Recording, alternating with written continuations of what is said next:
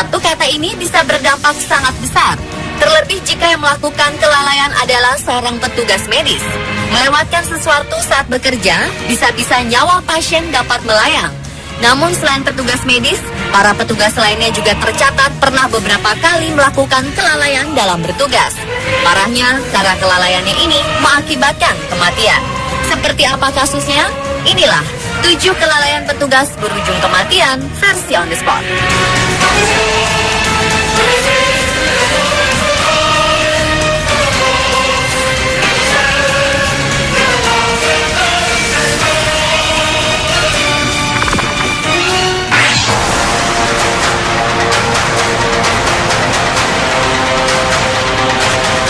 2011 lalu, nasib mengenaskan harus dialami seorang nenek. Tragis, si nenek justru meninggal di rumah sakit gara-gara petugas lupa memberinya makan selama 4 hari. Nenek bernama Hildegard Michalensky, 67 tahun, asal Buckinghamshire, dirawat di rumah sakit karena mengalami cedera kepala dan patah tulang rusuk setelah mengalami kecelakaan. Dokter memutuskan untuk memberinya makan langsung ke perut melalui tabung makanan karena ia selalu tersedak saat makan menggunakan mulut. Namun naas, petugas rumah sakit lupa memasok tabung dengan nutrisi yang dibutuhkan selama 4 hari. Si nenek meninggal di rumah sakit diduga karena malnutrisi. Pemeriksaan yang dilakukan diketahui Stoke Mandeville Hospital di Buckinghamshire, Inggris yang merawat sang nenek telah lalai dan terlambat memberikan perawatan pada pasien di akhir pekan. Para dokter awalnya fokus pada cedera kepala dan patah tulang rusuk. Namun putrinya, Stringer, mengatakan ia khawatir ibunya kurang gizi karena tubuhnya terlihat sangat kurus. Ia terus-menerus meminta staf rumah sakit memberinya banyak makan karena sang ibu sudah kurus dan hanya makan sedikit. Namun justru ia melihat staf catering mengabaikannya.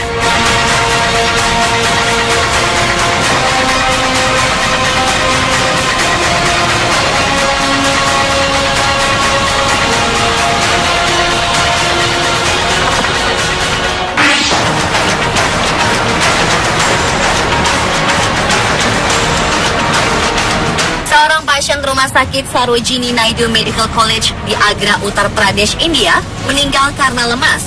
Hal ini terjadi setelah petugas medis diduga tertidur dan lupa mengecek kondisi tabung oksigen pasien.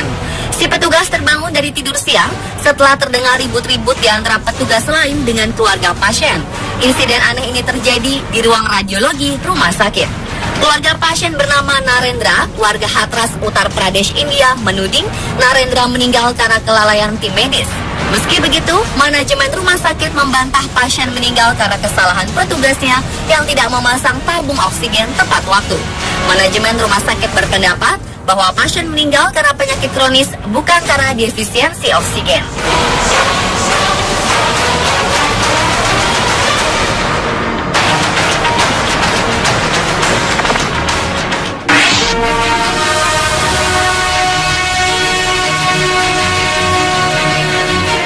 Peristiwa tragis terjadi di Anliang Department Store di kota Jinzhou, Hubei, Tiongkok.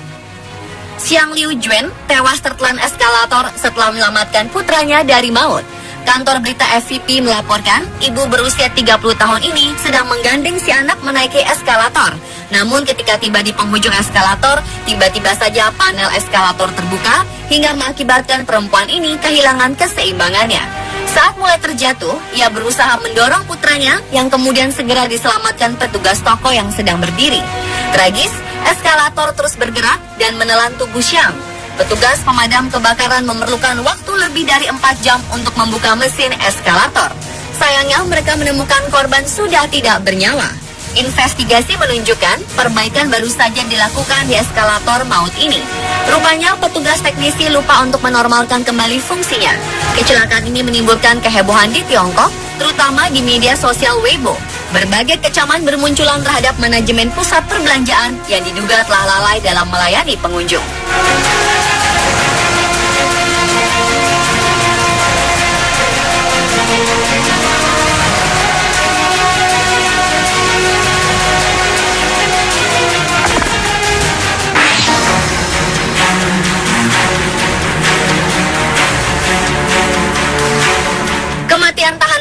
Freddie Gray di Baltimore, Amerika, diduga terkait dengan para polisi yang terlibat dalam kekerasan terhadapnya. Sedikitnya ada 6 polisi yang dijerat dakwaan pembunuhan dan kekerasan terhadap Gray. Gray tewas setelah mengalami luka serius di bagian tulang belakang. Kematian Gray memicu unjuk rasa besar-besaran yang memprotes kebrutalan petugas polisi di Amerika. Disebutkan pula bahwa Gray mengalami cedera leher parah dan dalam kondisi kritis sebagai akibat dari diborgol, dirantai kakinya, dan tidak diberi sabuk pengaman saat di dalam van polisi yang terus bergerak. Para petugas ini dianggap mengetahui kondisi Gray yang cedera di dalam mobil, namun gagal memberikan bantuan medis secepatnya. Gray sempat mengeluh dirinya kesulitan bernapas ketika petugas Goodson memeriksanya. Namun Goodson mengabaikan keluhan Gray tersebut. Ketika tiba di kantor polisi, Gray sudah tidak memberikan respon dan segera dilarikan ke rumah sakit setempat. Gray sempat menjalani operasi di rumah sakit, namun Gray dinyatakan meninggal dunia.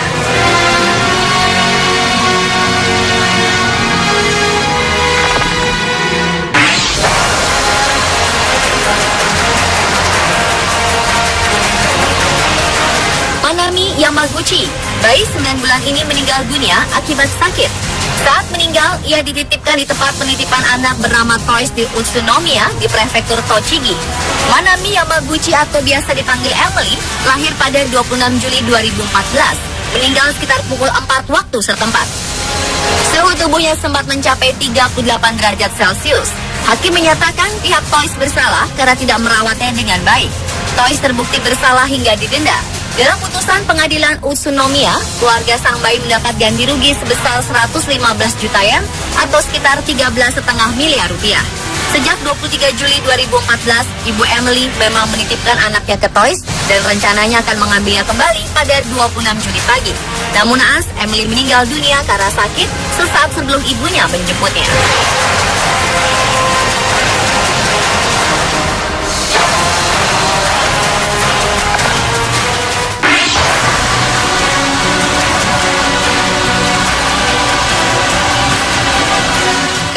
Menghanguskan 7 rumah di Jalan Kiai Haji Hasan Basri, Gang 1 RT 28, Samarinda Ilir, sekitar pukul 13 waktu Indonesia Tengah, sepenuhnya dapat dikendalikan pemadam kebakaran Samarinda. Namun belum sepenuhnya tugas damkar selesai, 2 anggotanya, yakni Teja Chandra dan Budi Santoso, tewas terkena sengatan aliran listrik ketika keduanya sedang bertugas memadamkan api. Atas musibah ini pula, ratusan pasukan damkar Samarinda menyerbu kantor perusahaan listrik negara PLN Cabang Samarinda untuk menuntut pertanggungjawaban atas musibah tewasnya 2 rekan kerja mereka itu. Diduga masalah ini bukan hanya sekali ini saja terjadi. Diketahui saat tragedi, 2 nyawa melayang gara-gara kelalaian petugas PLN yang tetap mengalirkan listrik di daerah terjadinya kebakaran. Manajer cabang PT PLN Samarinda, Insinyur Danutri Cahyono pun keluar untuk menemui para petugas pemadam kebakaran untuk meminta maaf sekaligus menyampaikan bela sungkawa yang sedalam-dalamnya atas kejadian tersebut. Pihaknya langsung melakukan investigasi atas wafatnya 2 anggota damkar yang terkena sengatan aliran listrik tersebut.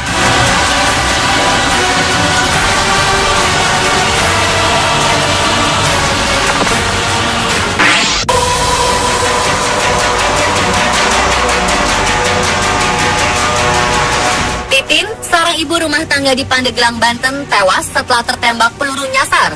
Kapolda Banten, Brigjen Polisi Boy Rafli Amar, tidak menampik kemungkinan proyektil peluru yang menewaskan Titin ini berasal dari senjata polisi yang tengah mengejar begal. Beliau menjelaskan adanya kemungkinan unsur kelalaian petugas karena pada saat kejadian kondisinya gelap. Walau begitu, mereka masih mencari tahu siapa yang bertanggung jawab. Selanjutnya, Polda Banten juga melakukan uji balistik untuk memastikan jenis peluru yang bersarang di tubuh perempuan yang juga ibu dari 3 orang anak ini. Jika dari hasil uji balistik membenarkan adanya kelalaian petugas kepolisian, Boy mengatakan bahwa pihaknya akan menindak serta akan memproses sesuai dengan hukum yang berlaku. Diberitakan sebelumnya, Titin warga kampung Cihere, Desa Mekarsari, Kecamatan Panimbang, Kabupaten Pandeglang, Banten, tewas bersimbah darah tertembus timah panas saat hendak mengambil sayuran di belakang rumahnya Maret 2015 lalu.